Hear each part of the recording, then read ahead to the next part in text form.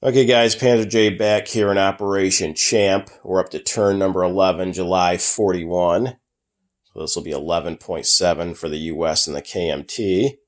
And some handful of interesting developments last turn. There was some more fighting down in South America. A conflict broke out between Peru and Ecuador. And the Peru was backed by Germany, and they ended up being successful in taking Ecuador, so now I have a little bit of an issue to deal with down in South America. The UK went ahead and successfully took out a handful of German subs, so the U-boat menace isn't quite as significant now as it was a few turns ago, so that was some good news for the Allies. In Russia, the Russians started pushing back a little bit, especially in southern Russia and the Ukraine there. And it looks like they've got a couple of large stacks of armies, one in Smolensk and one in Kiev. So I'll have to wait and see how things play out on the Eastern Front. Not much happened in Africa. The Italians, French, and British all have quite a few forces packed in Africa. That's actually some of the most units I've ever seen in the African theater, really. But Italy's still on the sidelines for now, so not much happening there.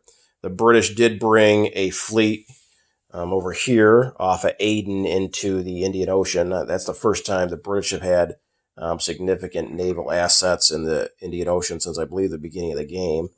So they've got 3 heavy cruisers, a light cruiser, a destroyer, a transport sub, and a light carrier with a fighter.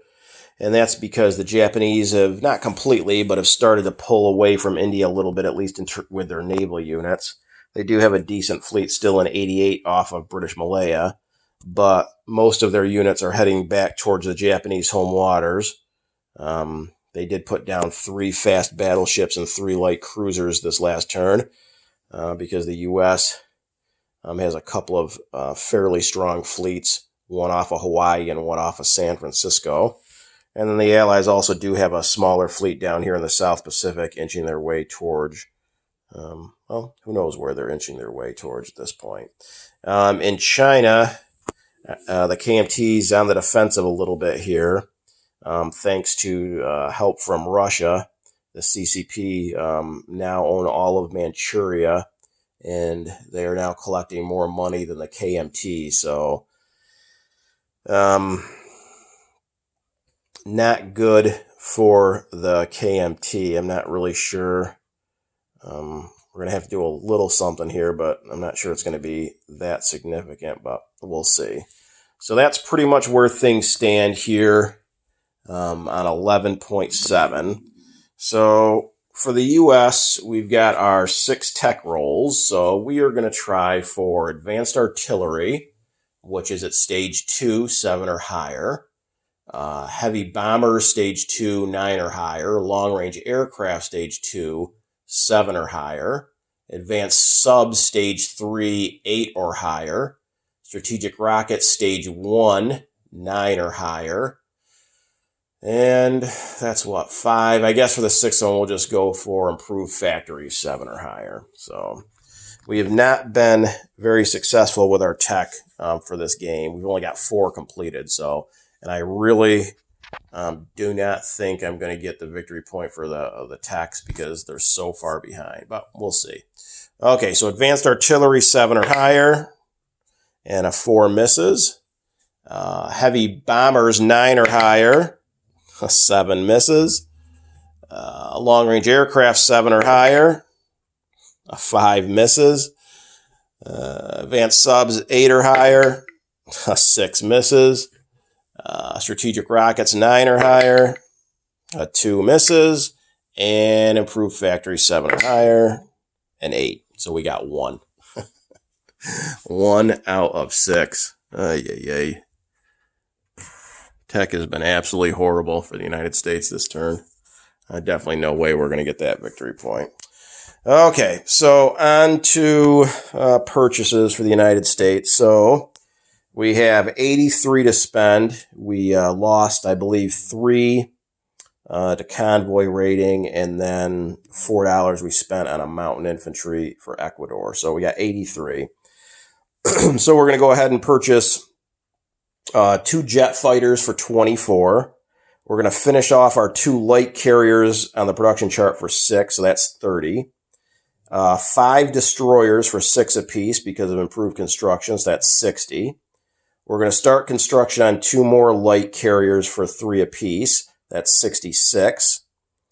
We are going to lend-lease the Canadians a destroyer for 6. That's 72. We are going to lend-lease the Australians an air transport for 8. That's 80. And then with the last $3, we're going to try to align Mexico. And again, because the Germans went ahead and convoy raided the Rio, New York line, we get a +1 for that. So we're going to need a 4 or less to align Mexico. So we might as well go ahead and do that now. So a 4 or less for Mexico. 2, there you go. So we did get Mexico. So that is worth $1. So we'll put the U.S. up $1 to 69. And we get use of those units this turn. So that's not too bad. Okay, so now on to combat moves. So over here in the Atlantic, we are going to take, we're going to move a couple of destroyers around. So this one here in C Zone 32 is going to come off escort duty there and go up 1 to escort duty in 23 with that British destroyer. And then one of these destroyers here in 21 is going to come off escort duty. And he's just going to sit there for a minute because we've got a non-combat move for him coming up. Okay, so that, I believe, covers combat over here. Then in the Pacific, we are going to attack Wake Island. Now, I didn't check with Madman Dan if he wanted to unsubmerge that sub and contest the amphibious assault here. I mean, I suppose there's the slightest chance he would decide to do that. I do not think so, but I'm bringing all together. So to clear that zone, we are going to have these 5 heavy cruisers from 64. 1, 2, 3. These 5 light cruisers from 64. We are going to have these carriers from 64 come over. And I'm going to have to get a marker for all this. And then this entire fleet here in 68 goes 1, 2. So that fleet consists of these 4 battleships, 2 heavy cruisers, a light cruiser, 2 destroyers. So to clear that sub, everything from 64 that just came over and one of these destroyers are going to be designated to clear that sub if Madman Dan wanted to unsubmerge it. So then, and again, I'm just going to assume for now he's not going to unsubmerge it. And then the amphibious assault is going to consist of, I've got 2 regular Marines and 2 infantry here in 68. And I do have 2 naval transports. So those 4 are going to be assaulting. I'm going to use the 4 battleships I have for shore bombardment. And then the 2 planes off of this fleet carrier in 68. 1, 2, and then a 3rd movement to attack Wake, and then a 4th movement to get back on that carrier. So altogether, we will have 2 Marines, 2 infantry, a fighter, and a tactical attack Wake, and I'll shore bombard with 4 battleships, and he has an airborne infantry on Wake. So that is going to be 1 battle, and the second one is going to be over here in China. And I just remembered I forgot to tell you what China's purchases were. So hang on a second. We'll do that in a minute. So for an attack, we're going to go up here into Shanghai. Okay. Now, my board gaming bro has 2 cavalry and 3 mountain infantry. So we're going to bring a cavalry from Tibet, 4 cavalry from Yunnan, 5 cavalry from Sichuan, a mountain infantry from Yunnan, 3 mountain infantry from Sichuan, and 3 infantry from Sichuan. So we'll have to keep track of the cavalry and the infantry when it comes to retreating. And so those are, I believe, our only 2 attacks. And then for the KMT purchases, we had 9, and we're spending all of it on 3 cavalry. So that should be it. So let's go ahead over here in the Pacific. So we have the shore bombardment first with 4 battleships on this airborne in Wake. So let's do our 4 rolls of our battleship shore bombardment. And there's a 1, so we killed him off. So he does not get to fire in return. So we'll take that airborne infantry off. Wake's not worth anything, but we get possession of Wake Island back. Move that sub out of the way for a second. So there's the 2 Marines. There's the 2 infantry. And again, I'll combine everything and let you know exactly what's in Wake Island off of Wake here in this fleet. Okay, so that's 1 battle. And the second one is going to be in Shanghai. Okay, so he has got 3 mountain infantry, and they are going to defend at 5s, and 2 cavalry is defending at 2. Okay, so I have a total of 4 mountain infantry going in. Okay, now they don't have to suffer the penalty of the mountains, so there's going to be 4 2s there, and none of them have to retreat. So let's go ahead and roll our 4 2s for the mountain infantry first. And nothing. 5, 6, 8, and 11. So they all missed. Okay. So then we have 1 cavalry that's coming up from Tibet. So he does have to retreat if I get a 10 or higher. He hits on a 2 or less. A 7 misses, but he doesn't retreat. Okay, so then here in Yunnan, we had a total of 4 cavalry come up from Yunnan. So that's 4 2s, and again, any 10 or higher's retreat. Oh, 2 1s, a 4, and a 9. So no retreats and 2 hits. So he would clearly take his 2 cavalry. And then finally from Sichuan, we've got these cavalry, which I said 5, but it's actually 4 again. So 4 cavalry and these 3 infantry came over. Okay. So we've got 4 cavalry at a 2 or less. And we got a 2, 8, a 9, and a 6. So 1 more hit without a retreat. So he loses 1 of his mountain infantry. And now I've got 3 regular infantry at 1s. And these also retreat on a 10 or higher. A 10, a 7, and an 8. So no hits and 1 retreat. Okay. So go ahead and take 1 of these infantry and send him back to Sichuan. Okay, so now a board gaming bro has 2 cavalry that died at 2 or less. And a 9 and a 6. They both miss, so they're dead. And then he's got 3 mountain infantry at 5, 1 of which is a casualty. So 2 10s and a 9. So he missed across the board.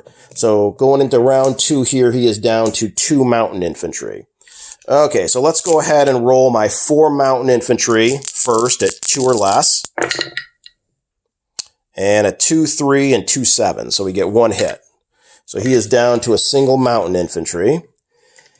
And then how about the 4 cavalry that came from Szechuan?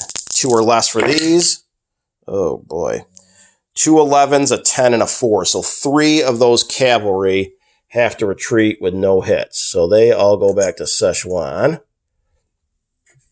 Okay. So then we've got 2 infantry that also came from Szechuan at 1s. And a 5 and a 10. So 1 more has to retreat without getting a hit. Okay. And then we have 4 cavalry that came up from Yunnan. And we got a 2, 7, 8, and a 10. So we got 1 hit and 1 has to retreat. So that should be our last one. So send 1 cavalry back. Okay, so now he is left with his 2 mountain infantry at 5s. And a 9 and a 10 both miss. So we take back that territory. It's not worth anything, but we take it away from the CCP. So, all together, let's see what we've got left. This was an infantry, and the rest are cavalry. So we've got 3, 5. So it looks like 5 cavalry, 1 infantry, and 4 mountain infantry we took that with. And I'll have to, chip these guys out and stuff too. So that is it for combat. So on to non-combat. So over here in New York. So we are at a major base. So we've got +1 movement here. So we've got 2 naval transports, a destroyer, and a light cruiser. So we're going to pick up on these 2 transports. We're going to pick up these 3 infantry from New York. Okay. And all these ships are going to come down 1, 2, pick up the guy in Cuba, and then 3 down to Sea Zone 76. And they're going to drop the 4 infantry off in the Amazons there. So we are then going to have this, I believe it's a light cruiser. I'll have to double check. It's either a light or heavy cruiser that we got from Mexico. That's going to come over 1, 2 and join that fleet. And then we're going to have this destroyer that came off of escort duty in 21 come down 1, 2, 3, 4. And that's down there as well. Okay. Then we've got a fighter in New York. And we are at an air base, so we get +1 movement there. So we're going to come 1, 2, 3, 4, 5, and land in the Amazons. We then are going to take a cavalry in Rio, and he's going to come up 1, 2 to the Amazons.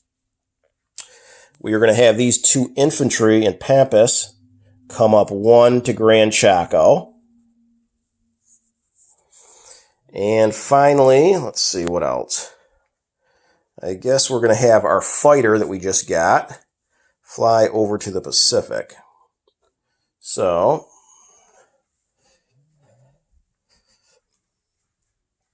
this should be 1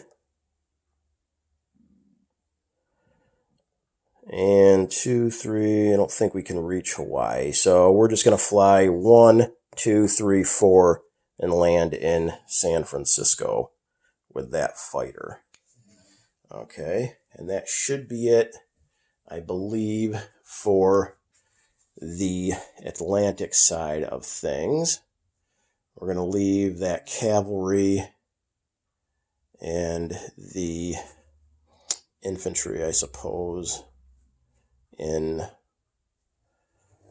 well, actually, why don't we go ahead and rail the infantry from eastern Mexico up to New York?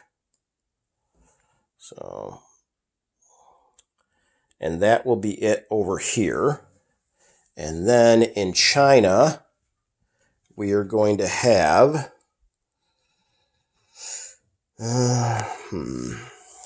Actually, we don't have any movements in China. We're going to keep things the way they are. Okay, so then for the U.S. and the Pacific, we are going to take this regular sub, and we are at a sub base, so we get +1 movement. It's going to come down 1, 2, 3, 4, down to C zone 55. Then over here, we've got a destroyer in 138, and that's going to come up 1, 2, 3, 4 to C zone 91. Then our heavy cruiser that's here in 138 is going to come down 1, 2, 3, 4 over here to C zone 1. Don't know if you can see it around there, but it's 145. And we are at a major port here, so that's why we get the +1 movement. And then the 2 coastal subs that also have an additional 1 movement because of the sub base are going to come down 1, 2 into C zone 66 off of Wake. This entire fleet is in Wake as well. Okay, so that should be it for non-combat. So on to unit placement. So we're going to place our 2 new light carriers on the production chart over here at stage 2. And then the 5 destroyers we completed are going to go here in 64 off of San Francisco. We also have 2 light carriers we finished off. And again, with Man Dan's carrier placement rule, I can put these 2 jet fighters down on these 2 light carriers that are being put down this turn.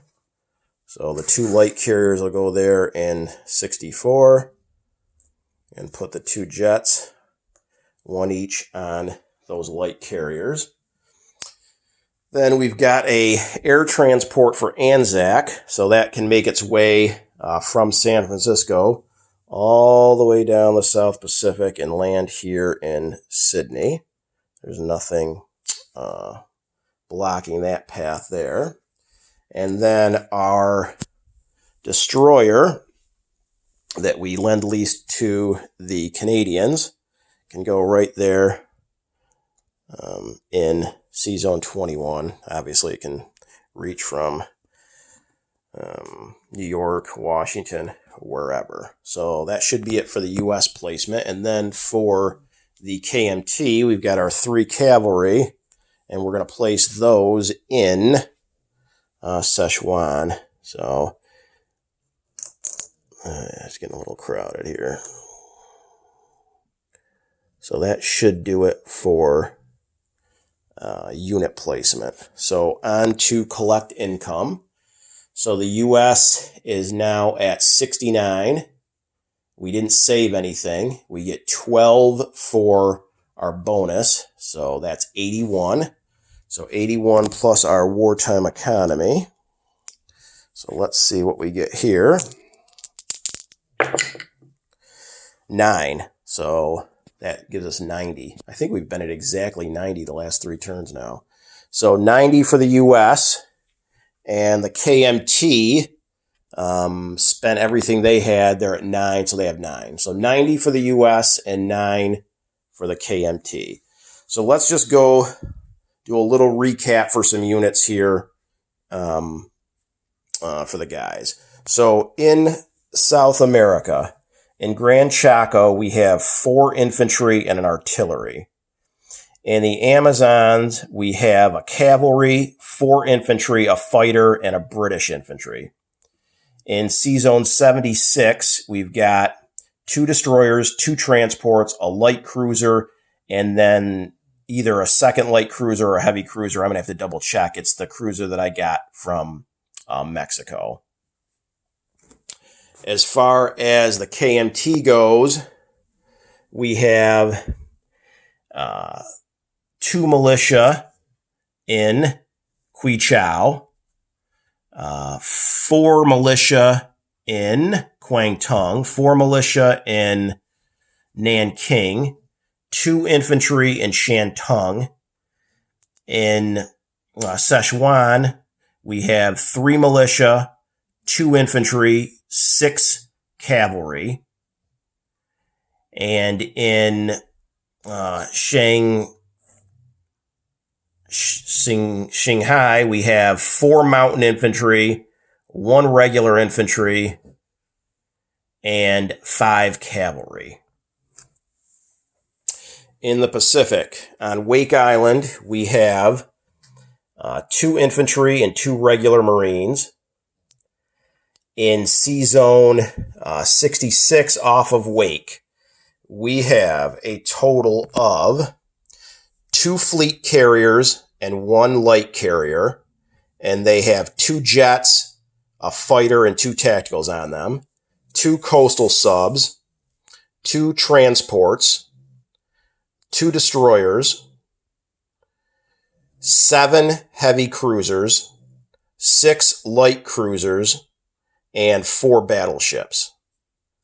That should cover 66. In 64, we have 5 destroyers, 2 light carriers with 2 jets. There's a sub in 55, a destroyer in 91, and a heavy cruiser protecting that Anzac transport in 145. So that should be it for the U.S. KMT here on turn number 11.